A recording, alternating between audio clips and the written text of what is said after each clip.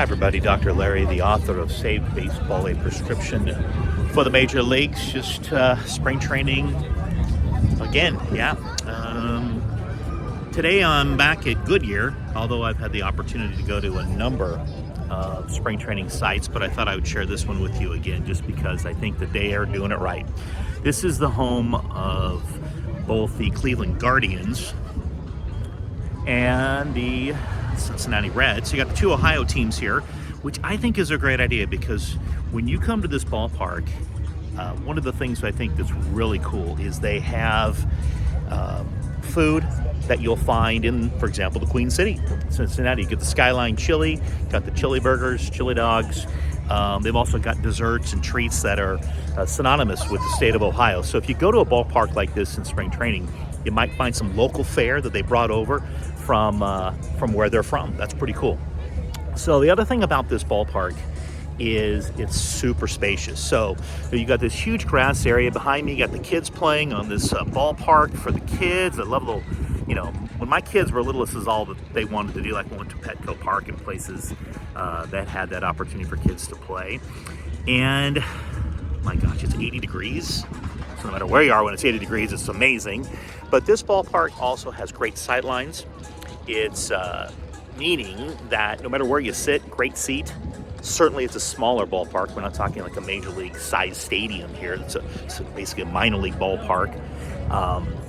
But no matter where you sit, it's a great place to watch the game. They've got a variety of food locations spread throughout the ballpark, so you're not waiting in lines that are atrocious, even on a day when I was here a couple weeks ago when they had almost about 7,500 people, which is a full house. Easy to get in and out. With the snacks, nobody wants to stand in line while game's going on. You want to get your beer and your dog and head back to your seat for sure without wasting a lot of time. They've got a nice little pavilion area over here. I'll try to see if I can catch that for you, where people can set up like corporate events. It's a nice shady spot, looks over the right field corner, and it's phenomenal. So this, when I go to ballparks like this, you know what I think about? I think about my time as a minor league broadcaster back in the 90s, and I did a lot of play-by-play on the radio and loved minor league baseball. And this reminds me of minor league baseball because basically what this is, right? I mean, when the major league teams aren't here, it's used for that purpose. And these stadiums today are unbelievable. They're phenomenal. They're beautiful. Nothing like the stadiums I mainly saw back in the 1990s that were just awful. I mean, they were filthy. They were cramped. They were fun, but they were not nice. They were not nice at all. But I had the honor in the early 90s of being the very first radio announcer for the Rancho Cucamonga Quakes in Southern California. And that was a beautiful, brand new ballpark that I think cost $3 or $4 million at the time, which was unheard of. So what happened was that stadium kind of spurred on others, kind of motivated other communities to invest in their minor league teams and their minor league ballparks. And so I think it trickled over here to Arizona, Florida. I mean, those ballparks are phenomenal. Of course, those are used especially in Florida for like the Florida State League. We have the Arizona Fall League. You have extended spring. These ballparks are not just for the month of March, right? They're used throughout the year. And what makes a ballpark like this great is it's beautiful. Things for the kids to do. On the other side here in the left field corner, they've got all sorts of activities and games for families. So it's extremely affordable. It didn't cost anything to park my car today, again, which is great. The food is affordable. The tickets are great. Now, this is spring training I'm talking about, but it's also synonymous with minor league baseball. And I write about this in my book because I think that if you've never really been to a minor league game, you're doing yourself an injustice because you've got to go. Minor league baseball is a blast.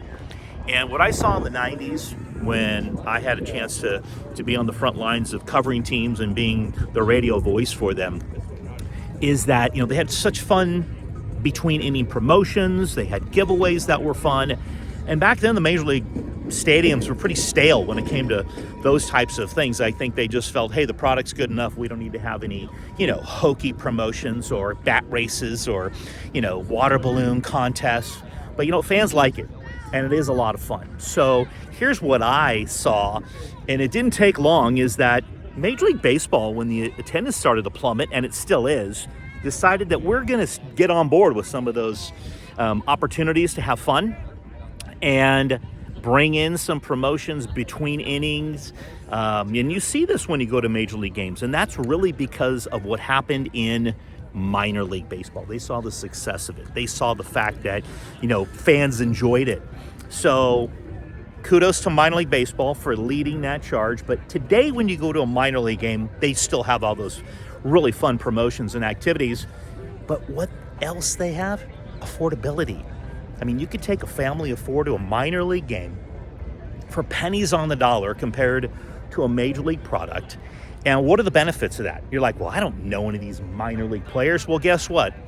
Some of these kids you see in minor leagues are millionaires. Why? Because they signed huge contracts at a college or high school. So they are somebody. They're somebody you're going to see in the major league. So you're getting up close and personal with tomorrow's stars today. That, to me, is one of the true gifts of minor league baseball. The other thing is, you're in ballparks like this that hold 5,000, 6,000 people, you're up close. You always have a good seat. You can go sit on the grass, throw your blanket down. It's beautiful. It's lovely. It's close. You can get autographs. The players are extremely accessible. And remember, I'm talking about minor leagues, but also the same can be said right here in spring training in Arizona. But once the season starts, I'm going to challenge you. I want you to make a pledge to yourself, your family, your kids, if you like baseball, and especially if you love baseball, that you're going to go to a minor league game somewhere this year. Now, I travel the country a lot for my real job, and I love it because when I go to places, and it's going to start here in the next couple of weeks, you know what I'm doing? I'm checking baseball schedules. I'm not always going to a major league city to work. So when I'm going to a small town, I look up to see where's their closest minor league ballpark.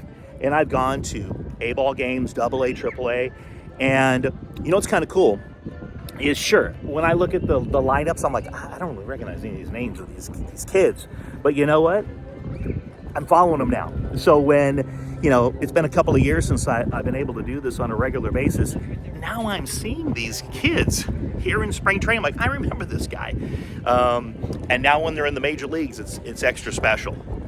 So minor league baseball, that's your challenge this year, baseball fans, is not just to sit there and go, wow, we can't afford to go to a major league game because it's ridiculous, and it is, and the product may be not great. You're going to sit way up in the boonies somewhere, and that's, the family of 4-pack, a lot of teams offer them. That's where you're sitting. You're not sitting right down there behind home plate. You're sitting, horrible seats. But this minor league ballpark, and by the way, behind me, there's that area I was telling you about where you can have your corporate events.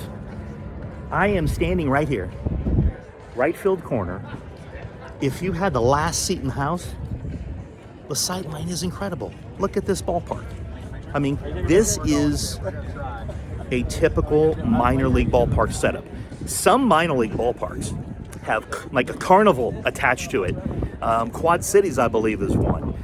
These are places that you should be checking off the baseball bucket list. So I'm going to encourage you strongly to do that. Now, if you've been like, hey, Larry, I've been to minor league ball games every year.